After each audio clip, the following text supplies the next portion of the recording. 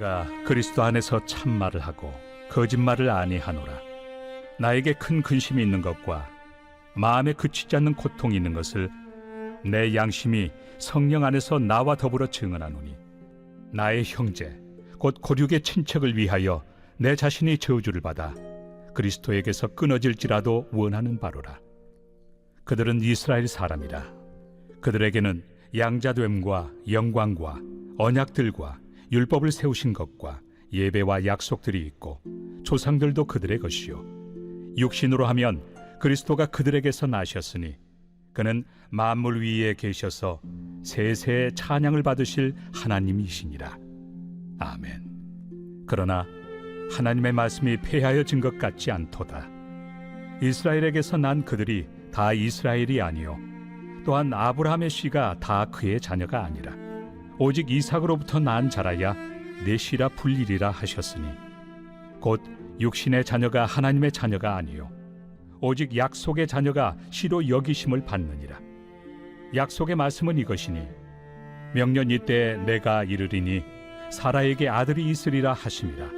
그뿐 아니라 또한 리브가가 우리 조상 이삭 한 사람으로 말미암아 임신하였는데, 그 자식들이 아직 나지도 아니하고 무슨 선이나 악을 행하지 아니한 때에 택하심을 따라 되는 하나님의 뜻이 행위로 말미암지 않고 오직 부르시는 이로 말미암아 서게 하려 하사, 리브가에게 이르시되 큰 자가 어린 자를 섬기리라 하셨나니, 기록된 바 내가 야곱은 사랑하고 에서는 미워하였다 하심과 같으니라. 할렐루야. 오늘도 온라인 말씀 묵상을 통하여 하나님께서 우리에게 은혜 주시기를 바랍니다. 사랑하는 성도 여러분, 바울 사도는 로마서 9장에서 자신의 마음에 있는 큰 근심과 그치지 않는 고통에 대해 고백하고 있습니다. 이 아픔은 다름 아닌 자신의 동족 이스라엘을 향한 것이었습니다. 그들은 하나님께서 주신 수많은 특권을 받았음에도 불구하고 정작 그리스도를 받아들이지 않는 현실을 보며 바울은 깊은 애통함을 느꼈습니다. 오늘 본문을 통해서 우리는 믿음의 참된 본질이 무엇인지, 그리고 하나님의 자녀로 살아간다는 것이 어떤 의미인지를 살펴보고자 합니다. 이스라엘 백성들이 가졌던 특권들을 살펴보면 실로 놀랐습니다.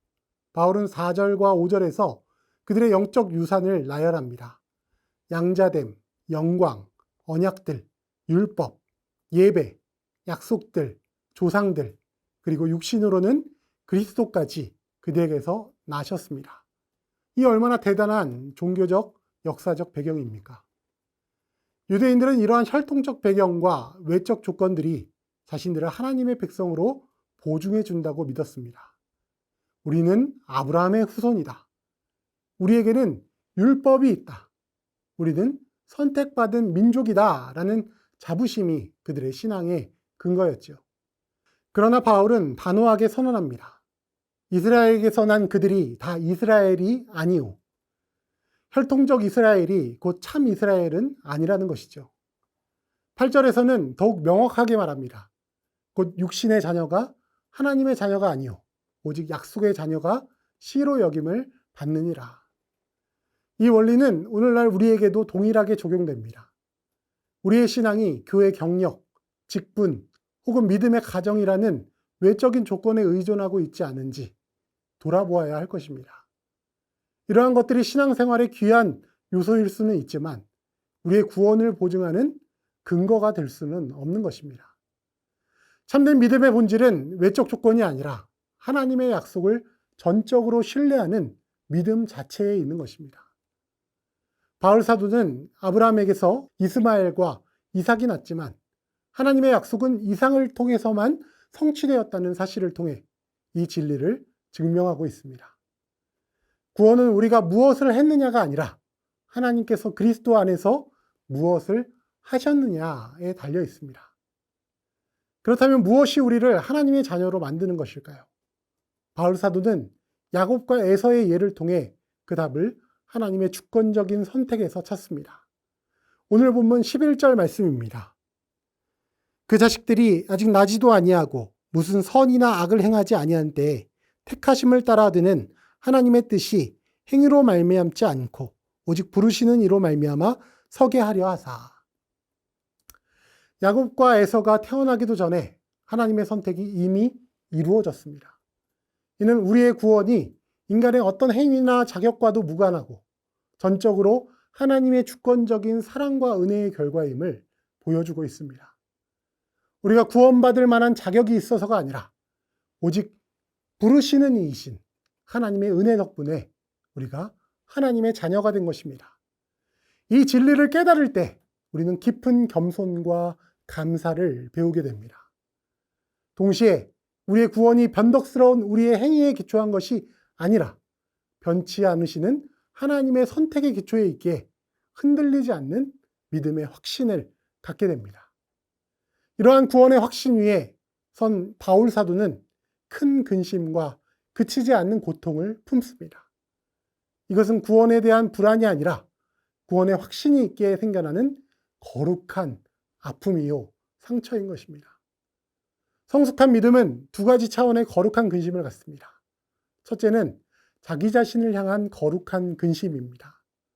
하나님의 은혜가 얼마나 큰지를 깨달을수록 우리는 여전히 죄의 유혹에 넘어지는 자신의 연약함 앞에서 애통하게 됩니다. 이 거룩한 근심은 우리를 교만에서 지키고 또 끊임없이 십자가 은혜 앞으로 나아가게 하는 동력이 됩니다. 둘째로는 잃어버린 영혼들을 향한 거룩한 근심입니다. 바울 사도는 나의 형제, 곧 고륙의 친척을 위하여 내 자신이 저주를 받아 그리스도에게서 끊어질지라도 원하는 바로라고 고백합니다. 이는 내가 받은 이 놀라운 구원의 은혜를 다른 사람들도 경험하기를 간절히 원하는 사랑에서 우러나온 마음입니다. 예수님께서 예루살렘을 보며 애통하셨던 바로 그 마음이죠. 사랑하는 성도 여러분, 믿음의 본질은 우리의 외적 조건이나 행위가 아닌 전적인 하나님의 주권적 은혜에 있습니다. 이 진리는 우리에게 흔들리지 않는 구원의 확신을 주고 동시에 우리 안에 겸손과 이웃을 향한 사랑의 마음을 심어줍니다. 오직 은혜로 구원받은 자로서 이 거룩한 근심을 품고 이 세상 속에서 하나님의 은혜를 증거하는 참된 믿음의 삶을 살아가시를 축복합니다. 기도하겠습니다. 하나님 아버지, 우리의 어떠함과 상관없이 오직 주권적인 하나님의 은혜로 우리를 택하시고 자녀 삼아 주심에 감사드립니다. 우리 안에 있는 교만을 내려놓고 겸손히 주님을 의지하게 하시며 아직 주님을 알지 못하는 이들을 향한 거룩한 근심과 사랑의 마음을 품는 우리들이 되게 하여 주시옵소서. 그 은혜에 합당한 삶을 살아내며 복음을 증거하는 축복의 통로가 되게 하실 줄 믿사오며 예수님의 이름으로 기도드립니다. 아멘.